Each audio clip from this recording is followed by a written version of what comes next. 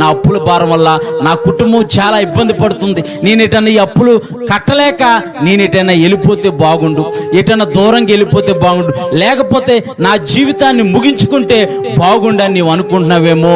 కాలములు సమయములు దేవుని ఆధీనంలో ఉన్నాయి. దేవుని నామానికి మహిమ కలుగును గాక. మనుషుల ఆధీనంలో లేవు, మనుషుల ఆధీనంలో లేవు. మనిషి గడిచిన కాలాన్ని తిరిగి తీసుకురాలేడు, ముందున్న కాలాన్ని ముందుకు జరపలేడు. కాలములు సమయములు దేవుని ఆధీనంలో ఉన్నాయి. నీవు దేని గురించి చింతపడకు.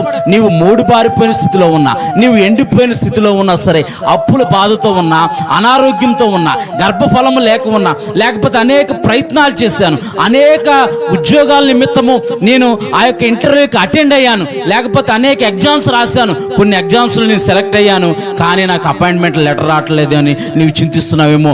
ఈ 7వ మాసంలో దేవుడు అంటాడు తన దీవెన వర్షాన్ని నీ మీద కుమ్మరించి